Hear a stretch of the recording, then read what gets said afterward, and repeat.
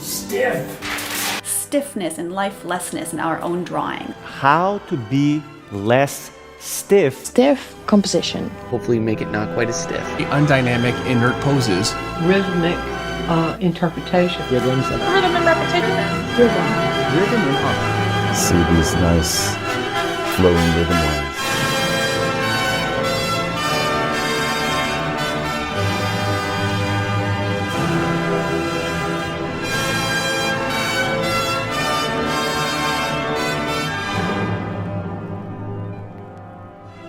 Hey guys, so today we're going to be breaking down the master's work and how they use something called rhythm. Now, it goes by a lot of different names. Sometimes people call it gesture, sometimes people say that it feels flowy, all these other things. But really what it is a sense of continuity within different objects or lines, values, shapes, etc. within an image. And what it does is that it gives a sense of cohesion, a sense of harmony, and we're going to be going into how it works, how it does that, why it's important, how you should use it, all these other things. It's going to be fun. This design principle, which is kind of the fill in the gaps principle, and I'll show you an image of what I'm talking about. So I was reading this Books of Design, and they talked about logo design, and they also referenced that it's basically an abstraction in all sorts of fields. And what they said is that it's an implied line, which is, you see this all over the place. But basically what it is instead of stating a curve like this, what you want to do is that you want to kind of break it up. And what that does is that it creates, your mind reads the pattern, reads that there's a line there, but it breaks up that pattern. And then what it does is your mind will actually fill in the gaps because we're pattern-seeking creatures, and that creates a sense of engagement within the image. So the reason why this actually is good in the framework of how I think about things and how I've been explaining things on my channel is that you're spinning a narrative with everything you're doing. So, painting is a narrative, sculpture is a narrative, architecture is a narrative. And when you have superfluous information within that narrative, then it looks less attractive to the eye because it's less curated for the mind. So if you can say something more simple, then you're always going to think that it looks more attractive because it's easier for you to understand. So since art can be distilled down to communication, when you have a bunch of superfluous explanation of something, then it's going to feel less visually intriguing, if that makes sense. So in a painting, if you actually overstate the curve, then what happens is your mind thinks that there's a lot of superfluous parts of that curve. So Sargent did here. There's a big C curve, and it goes like this, right? Now, a lot of you might think, oh, well, you're just like making that up. There's not actually a C curve there. It's just blah, blah, blah. Okay, but there kind of is, because if you did move, for example, her up, she's on a platform or something like that, then you would have this kind of awkward relationship here, and it would no longer be a smooth curve.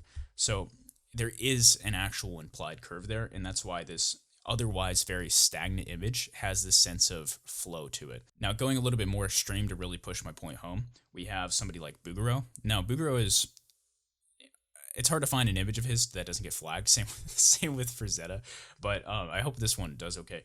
But basically he does this thing where he does the envelope method. I want you guys to just pause the video and think about the biggest line that you see, the biggest curve, right? And this is going to empower you to actually read an image better. Have you found it?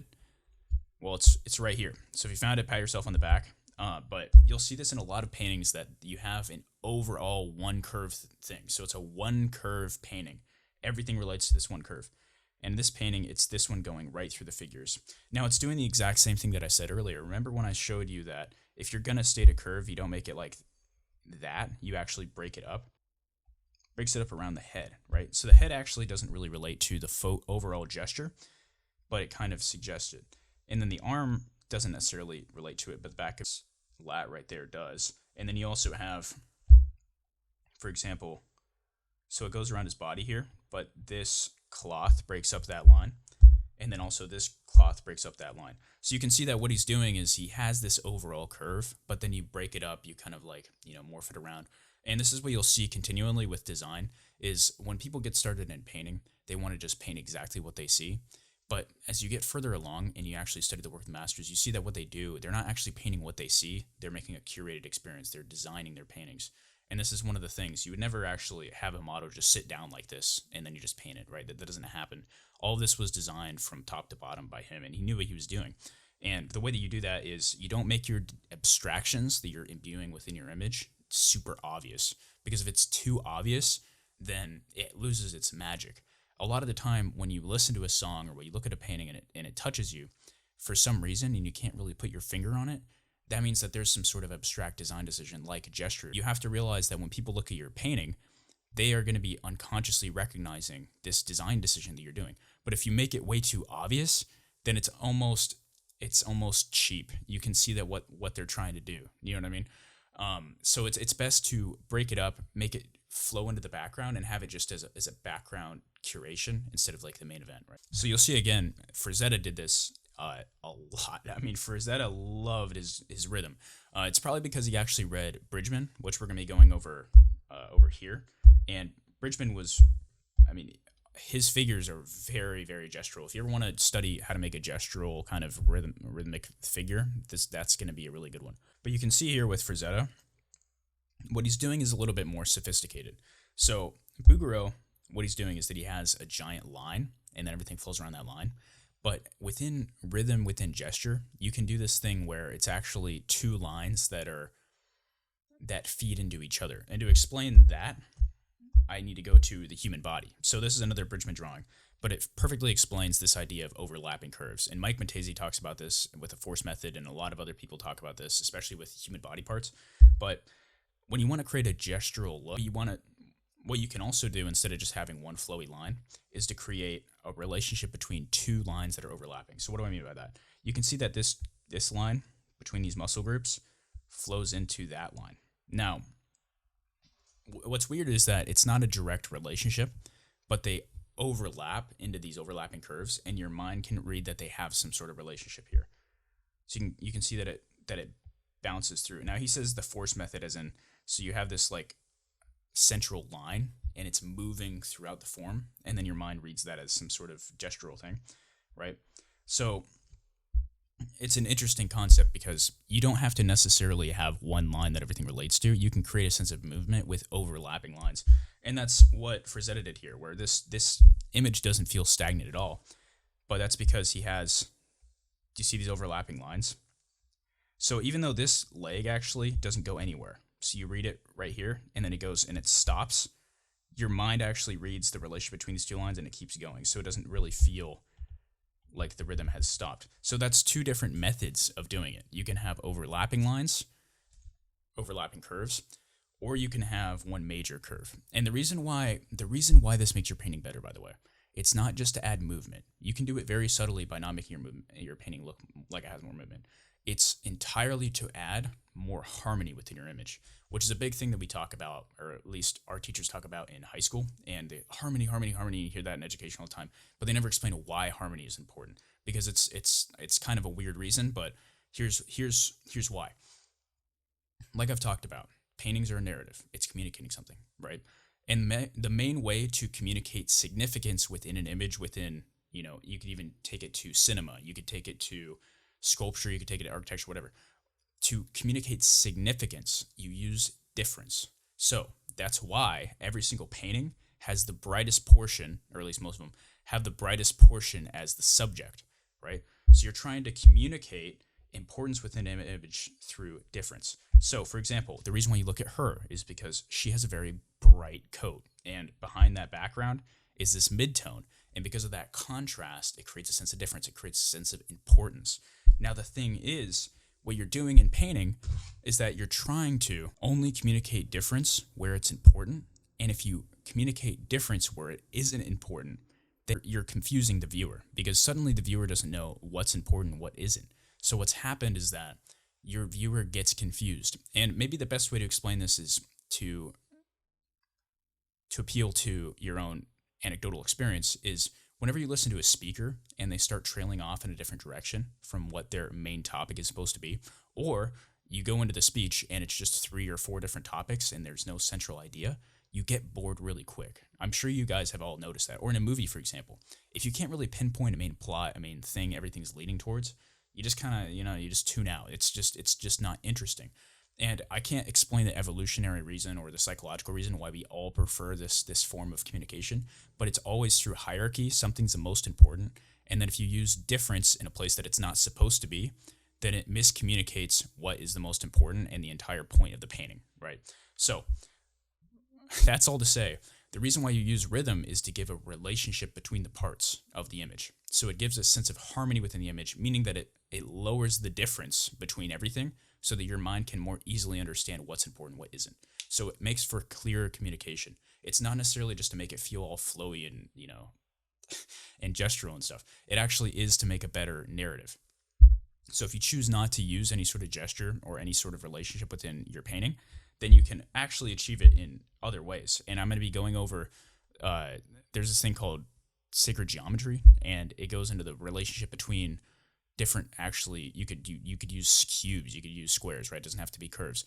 But if you have some relationship between the parts, and you have this kind of fractal nature to a painting or architecture or all these other things, then your mind reads it, understands it, and it helps you understand what is important, what isn't, because it harmonizes the rest of the image. So what you're doing as a painter is, first you learn how to representationally make something, how to make something look like it actually is. And then what you learn is how to make something, is how to imbue abstraction behind that painting to make for a better narrative. So it's a very weird thing. It's never described that way really in academia or by anybody else, but we all kind of understand that that's what we're doing, but it's hard to explain because it's a very unconscious process. But you can see the representational thing that's happening here is that this serpentine snake thing is wrapping around the form of the person. But the reason why it works is because it's creating these unconscious lines, right? That all flow. And then Frazetta does this thing where, the tail actually flows into this water curve, right? So everything is related. Everything has this sort of relationship. The water's related to the serpent, is related to the person, is related to the person below. And what it does is that he uses all these lines, not only to give a relationship to the image, to make it have a better cohesion so that you can look at the point better, but what it does is it relates to, they act as leading lines. So you can actually use the gesture lines also as leading lines, which is what he does, right? So you read the image and you're going right here, and then it leads to the main point, right? And then you see the relationship between these two objects. So gesture also not only does give it harmony to the image, which makes it look inherently more attractive because it's easier to read, but it also makes for good leading lines. Talked about Bridgman, and we're going to be going over just a little bit more of this. Usually reading Bridgman's descriptions isn't necessarily very helpful, but his images certainly are. And this is from one of his books. I think it's Constructive Anatomy. I might be wrong.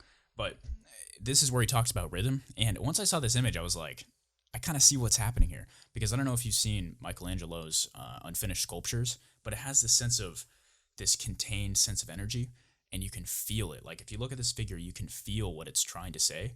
And it's this very weird phenomena, but everybody recognizes it. You're not crazy, right? This is just a psychological principle, visual principle. And the way that this works is that you have, I understood what gesture was, but I was thinking about it in that one-dimensional way where it's just one line and it's not those overlapping curves. But you can see that with this one, it creates that sense of gesture using those two overlapping curves, right? So it's not actually you just using one envelope curve like Bouguereau did. That works just as well as the two curves, but they're both at your disposal. And what's useful about that is if you have an image, if you have something you're working with, your reference for your painting, and you're designing it, you're moving the subject, you're trying to tell them to pose differently, it's more convenient to have two methods of adding relationship. You can either add the overlapping curves or it could be all one pocketed curve, right? But, another thing is that when you're adding abstraction to your representational image, there's this point where you need to push it, but if you push too hard and too far, then it kind of breaks, so the person stops paying attention. And the reason for that is not only are you telling an abstract story, but you're also telling a representational story. And when you're designing your painting, you're trying to meet in the middle there. You're not trying to go too extreme in one direction. What happens is if you're pushing the abstraction of the image, for example, this leg relates to this main curve, but if he had actually moved this leg right here even further, then what would happen is that it starts becoming representationally questionable, because you're like, would that leg actually hit that other leg, right? Like the leg's probably stopping it from moving more.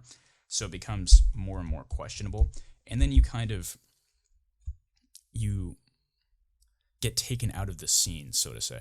I'm sure we've all experienced in a movie where we're watching the movie and then some bizarre scene happens that's just unbelievable. And you're like, So it might be a good design decision, but it's unbelievable, and that takes you out of the image because it's no longer a believable story.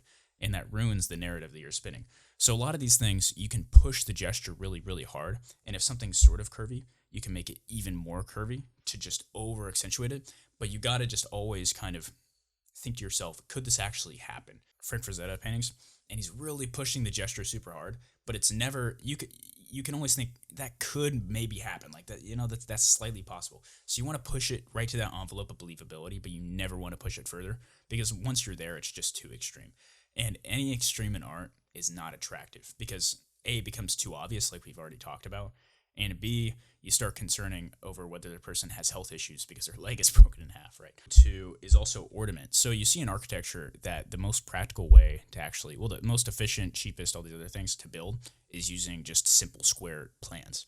And what that creates is a very stagnant sort of building, because if it's just a cube, there's no relationship to the cube. Well, you can use proportional ratios like we've talked about, but there's no curve relationship. So it feels too stagnant. But the way that you add gesture to a building is through, not only the structures like the arches and all these other things, but through the ornaments. So the ornaments are invaluable to creating this sense of gesture so that it doesn't feel too stagnant.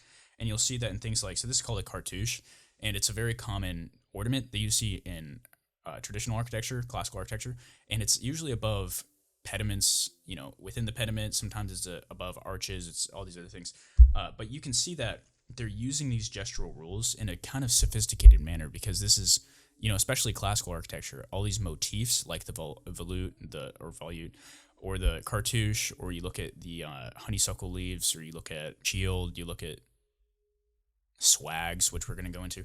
All these things, they've been developed over centuries to have the most relationship possible in an abstract sense. So even though we might not consciously understand that the gesture is what's doing it, over time, human beings are going to unconsciously recognize that, and then we're going to be saving and avowing art that uses those principles. And then over time, it's kind of like a Darwinistic, selection bias, where you get all the main cultural images are these kind of archetypal gestural ornaments, and that's what they do in the cartouche.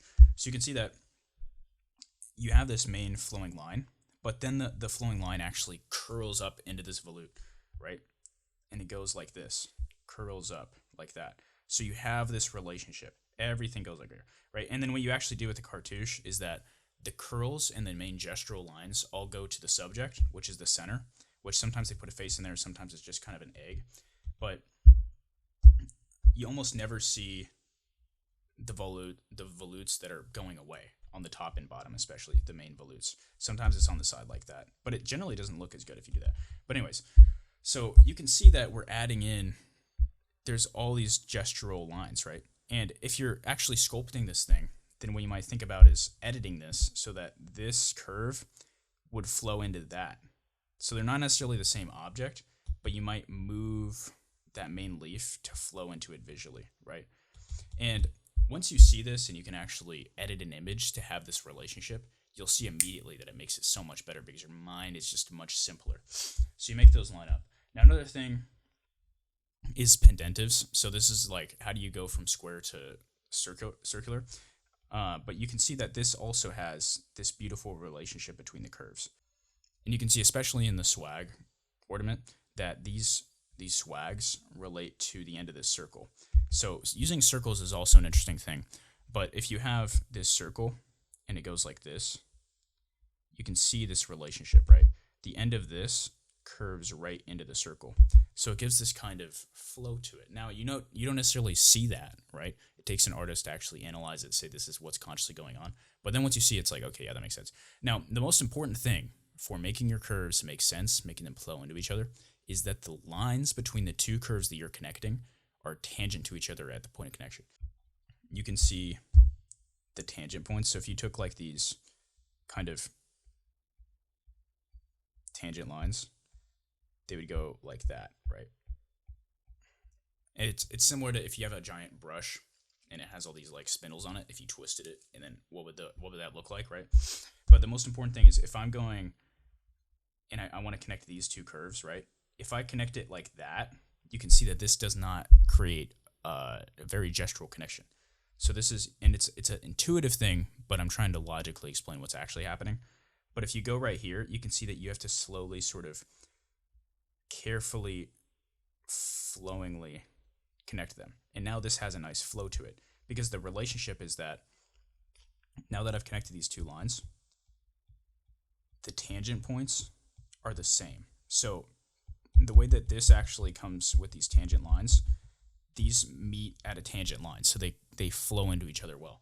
Versus if you had something like that, and then you have no, that kind of works. You have something like this, you can see that this has like a sharpness to it, and it doesn't really work as well when you're trying to create that connection. So avoid this and manipulate it so that you have these mutual tangent lines, and that's really what's creating all this gesture. Now, a really sophisticated example of this is this Frazetta painting. Now, it's a very simple painting, but you notice when you see it, you kind of can't stop looking at it. Like there's this interest to it. It's kind of weird. It's very weird, but it is very interesting to look at. And the reason for that is Frazetta has gone to great lengths to make this a very designed image. Now, it's not just gesture that's actually making this work. A lot of it is this point idea and I made a video about this. The point, framing, I think is the title of it. But you can see that it has a very strong basis, and then it goes up to the point. So you're creating this triangle, not because it's necessarily, it's two things. One of them is weight distribution, so it gives it a nice sense of weight, but also the point gives you a sense of, narrative. So immediately you look at this guy. That's the main point of the image, right? But anyways, what he's also doing is that he's giving all the curves a relationship. And it's not immediately obvious, but he gives these really simple curves. And I always talk about using C, I, or S curves to your image. And if you had made this shadow, which the cast shadow probably doesn't look like this, to be perfectly honest. It probably has some irregularity, especially because it's right on that shade line. Irregularity or something like there, and it's a more complicated shadow, then it just doesn't look as good. It doesn't look as gestural, right? So you're simplifying that into a C curve, and then this C curve goes into that curve. So these are two separate curves, right? That curve and this curve are separate. Now, let's say that he had he drew all of them himself, right? But if you have a model and you have a model and you look at an actual image, if you staged it this way, it would not look like this. The foot wouldn't really look perfectly like that curve, and then the shadow would probably have a little bit of complexity to it. So what he's doing is that he's designing it, he's changing it. So this curve probably doesn't perfectly line up to that curve. But what he's doing is that he's molding it, and by molding it, by designing it, all these other things, I mean, you can even think about it in the sense of like Photoshop. You have Photoshop, and then you use the move tool. Use that tool where you can mold it and move it around. And then what you actually do is you stretch and move the image so that you can create the curves that you want to create. And guess what? If you don't use it on representational parts of the image, like don't do it on somebody's face, don't do it on hands or all these other things. And don't mess up the perspective of the image. That's the other mistake people make when they're trying to make things more gestural with this curved design kind of thing. But if you do it on just general, like, the end of this guy's moccasin or like on the shadow, nobody really can tell. You know what I mean? Like, you're not really like, that cast shadow is supposed to be. But what it does is that it gives a relationship. So you can mold and push a lot of stuff, like a lot, and it really doesn't bother people. But again, don't go beyond that. But Frazetta didn't. So you have these curves, and that relates to that as a means of leading you to the point. So it's a leading line too, because you look at this. This goes right up to here. So this foot is actually related to this triangular composition idea, and it goes up to the point. But if you created, instead of having this nice smooth curve in here, if you had rotated the knee, obviously the hip would have to move. But say, yeah, you rotate the knee or something, and it was more something like that, then what would happen is here. What would happen is if you're trying to go up into this curve, it would make this sharp point. Do you guys see that? So you never want these sharp points, because points are for your subject. Points are very, very, you need to be very careful when you use them. And by points, I mean triangles, these sort of things, pediments. It also, like, the shoulders and the head create a point.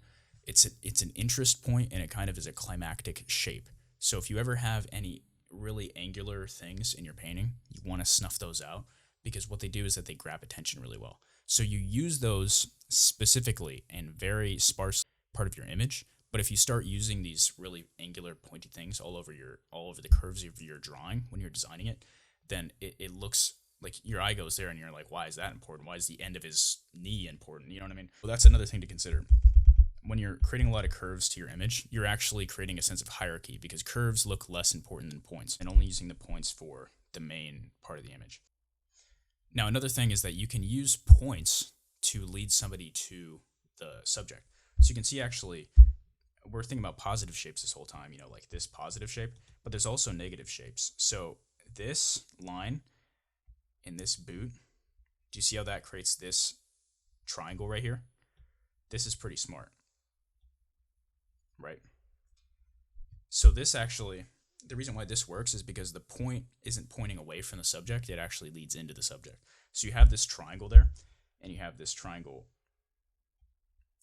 this point right here, you have this point right here. But you can see that the end of the point actually relates, it always kind of makes you flow back to the subject. Now, if he had done this, and he had a point going right there, or he had a point going right here, then you can instantly see that it kind of obscures, like if you're going that way or you're going that way, then it obscures the image a bit. What you're doing here is that you're thinking about, what am I trying to say? What's the most important thing? And then how do I use the context to supplement that the best that I possibly can? And then how do I not overdo that? You know what I mean? So you're trying to get into this, you're doing this really weird thing. This is what art is, right? It's a psychological narrative that's unconscious. And once you know what you're doing, and you know the trip falls and all these other things, you can really go fast and far and do well. This thing I wanted to go over is this Art Nouveau doorway. Now, I don't particularly like it stylistically, but it's doing gesture really well. It looks kind of spidery. I'm not really sure why. I think it might be because it's using weird references to the anatomy of the spider. But anyway, so you can see that, above this doorway, you have this long gestural line, and that relates to the figure. Now, this leg is, again, this is what happens when you push the gesture too hard.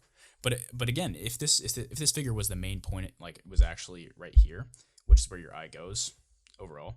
But if it was right there, then you would be looking at it and you'd be like, oh, that looks wrong. But because it's kind of this peripheral thing, you can get away with more gesture.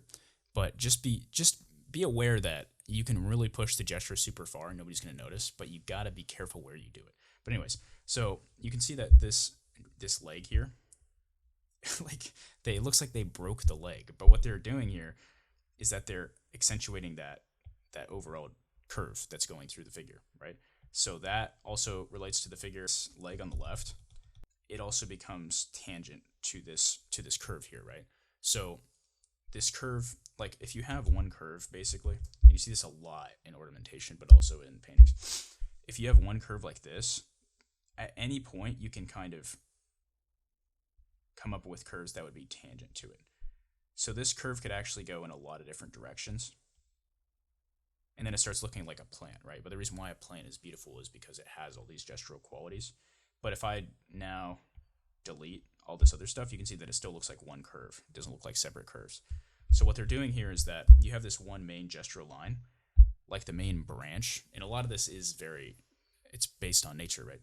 You have this one main branch, but that branch could also curve into this part, and then it feels like one flowy line that goes up here, but it also goes up here, but it also goes into this, but it also goes into this, right? So you're getting this kind of, when you look at something and it feels all, like it has this, it's hard to explain, but that's what's actually happening in your mind, is you're looking at all these relationships of lines, and it looks really good. When you look at an object like this, it has this kind of like beautiful feeling, but it's not just random. It's not just like dinky ornamentation. Anybody can do it. There's this kind of a language. There's rules here. There's ideas. And there's a reason why it makes the painting, the sculpture, the building, makes it all better. Makes it look more attractive to the eye. And that's what we're doing here. We're trying to be better artists, right? And the only way we can be better artists is by studying great works of art and understanding what art is. If you don't know what art is, how can you be a great artist? It's crazy. I talked to some artists like, what's the biological purpose of art? You ask them that, or you ask them like, what even is art? And they can't give it a definition. How the hell are you supposed to be good at something if you don't know what it is? Can you imagine a surgeon didn't know what a doctor was? So we need to understand what's happening, what we're doing here. And it's more complicated than other fields because there's a lot of psychological principles here. But if you know what you're doing, you know what works, what doesn't work, then you can really consciously pound this stuff home, and you can make a really beautiful work of art. And especially nowadays with the lack of education in ateliers or really in school, especially in university and stuff, we need to be on our toes about this, because we're not going to be taught this by anybody else. We need to go out and search and try to be the best artists that we possibly can. But there's a lot of resources online. There's a lot of great examples. There's more reference images than ever before. And this is just, it's a beautiful thing. We can learn to become great artists, just like our ancestors have provided us all this beautiful patrimony to look at. Great thing. And if you can master gesture, then you've mastered one of the main aspects of art that is really quite amazing. I hope you guys enjoyed that. I hope you guys learned something. Go make something beautiful, and all the best. See ya.